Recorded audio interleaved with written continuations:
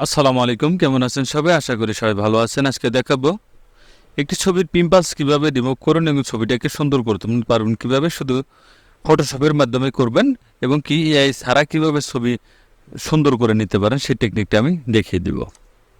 এখানে যে ডিসপ্লে ছবিটা দেখতে পাচ্ছেন, এখানে অনেকটা কিন্তু পিম্পলস রয়েছে ছবিতে। এই ছবিটার ফেসটা কিভাবে ক্লিন করবেন সেটি দেখাচ্ছি। প্রথমে একটি লেয়ার করে নিচ্ছি, আমি কন্ট্রোল যে বাটন প্রেস করে একটি লেয়ার করে নিলাম। সবসময় লেয়ার করে নেওয়ার উদ্দেশ্য হলো, আমি যখন এই প্রথম যে ছবিটা, এই ছবিটা যখন কাজ করব, তখন আমার ছবিটা যদি কাজ করার ক্ষেত্রে কোনোটা ভুল হয়ে যায়, সেক্ষেত্রে আমি দ্বিতীয় লেয়ারে যখন আমি ফিরে আসতে পারি, এজন্যই একটি লেয়ার করে নেওয়া। প্রথমে এটা পিম্পলসগুলো আমি রিমুভ করব, তার আগে কন্ট্রোল এম বাটন প্রেস করে একটু কাজটা আমি একটু বাড়িয়ে দিচ্ছি, হালকা হালকা একটু বাড়িয়ে দিলাম কার্ভস।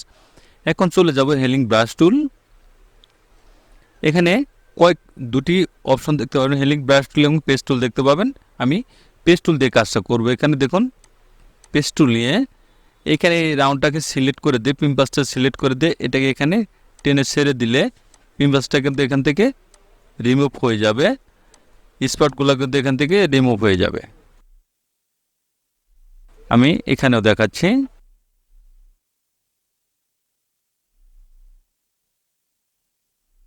এভাবে রাউন্ড করে ধরে শুধু এইখানে ফিল জায়গা যে জায়গায় ভালো, ওই জায়গায় এনে ছেড়ে দিবেন, এটা কিন্তু রিমুভ কিন্তু হয়ে যাবে।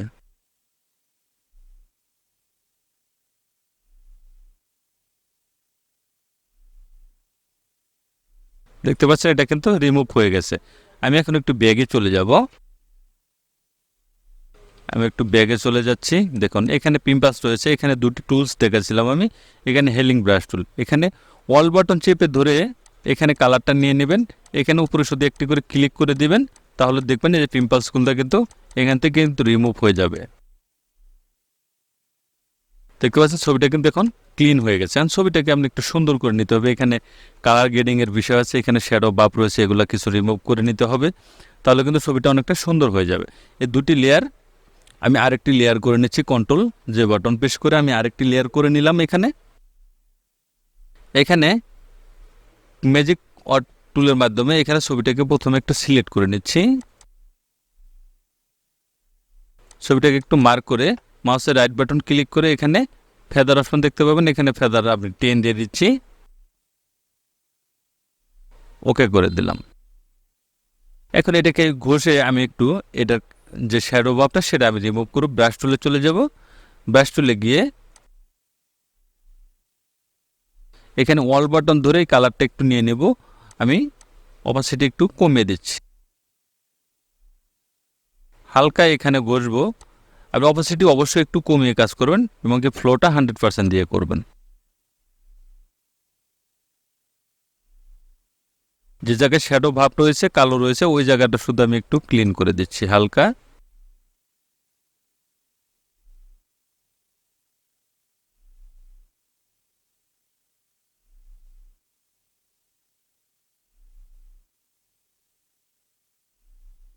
এটাকে রিমুভ করে দেবেন আস্তে আস্তে।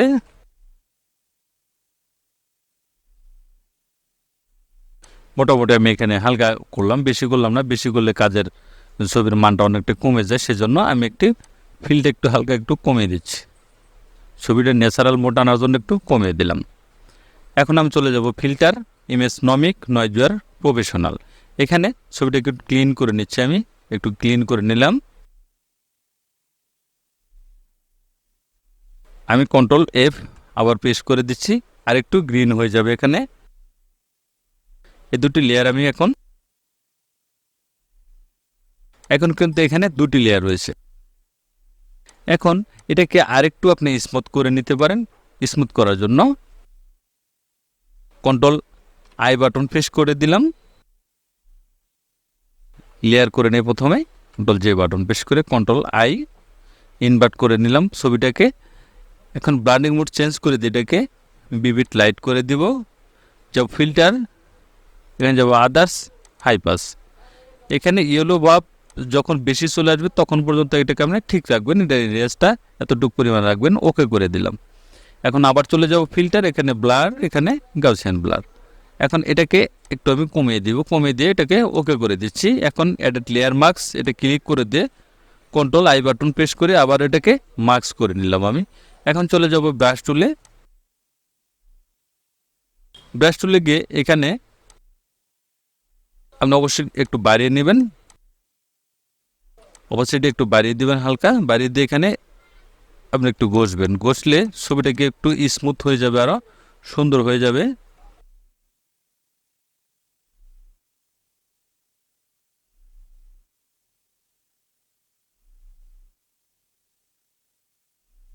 দেখুন ছবিটা কিন্তু আরেকটা একটু স্মুথ হয়ে গেছে। দুটি লেয়ার আমি এক করে নিচ্ছি কন্ট্রোল ই বাটন প্রেস করে। ফিল্টার ইমেজ নমিক নয়েজার প্রফেশনাল, ওকে। এখন ব্যাকগ্রাউন্ড আপনি রিমুভ করবেন।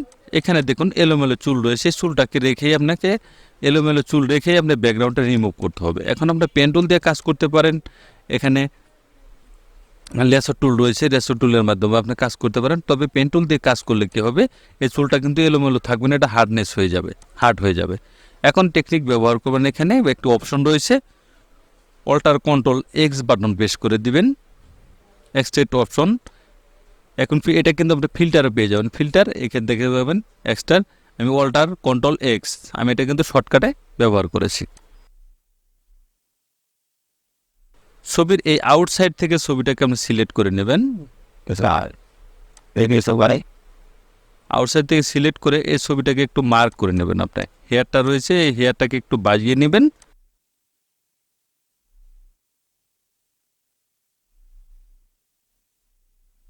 মানে হেয়ারটাকে একটু ধরে নেবেন এজন্যই যাতে স্মুথটা হেয়ারের ভিতর সাইড পর্যন্ত আসে, ন্যাচারাল মোডটা যেতে থাকে।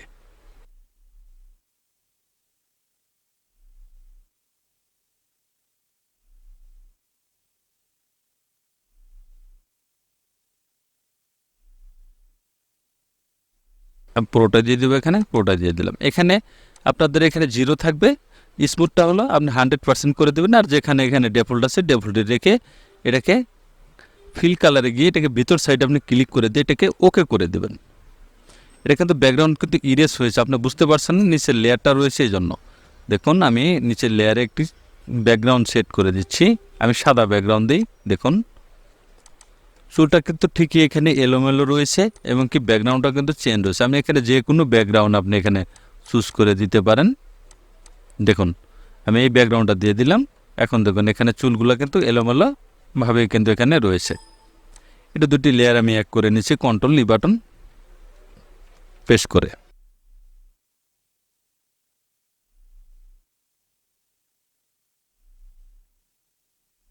এখন দেখুন ছবিটা কতটা সুন্দর হয়ে গেছে। এখন কালার গ্রেডিংয়ের ক্ষেত্রে আপনি শুধু হালকা একটু লেভেলটা একটু বাড়িয়ে দেন, কন্ট্রোল এল বাটন প্রেস করে আপনি একটু হালকা একটু লেভেল একটু বাড়িয়ে দিবেন। বাড়িয়ে দিলে কিন্তু লেভেলটা কিন্তু এখানে চলে আসবে। এখানে আপনি হোয়াইট কালার এবং যে কোনো কালার আপনি চুজ করে এখানে দিতে পারেন।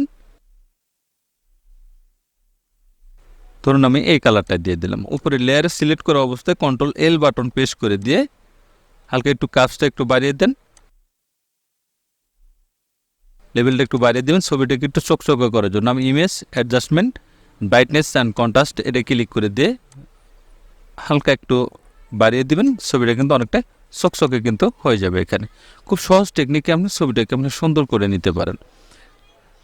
সবটি লেয়ার এক করে নিব, কন্ট্রোল শিফট ই বাটন প্রেস করে ছবিটাকে সেভ করে নিচ্ছি। আমি সেভ করে নিলাম।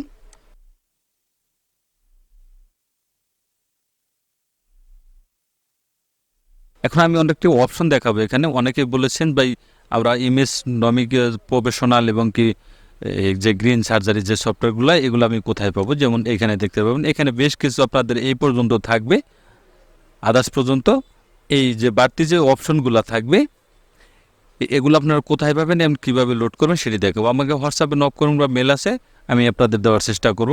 ও অনেকে নিয়ে এসে আপনারা যাদের প্রয়োজন হয় তারা নিতে পারবেন। এটা কীভাবে অ্যাড করবেন সেটি দেখাচ্ছি। আমি একটু ব্যাগে চলে যাব, ব্যাগে চলে গেলাম।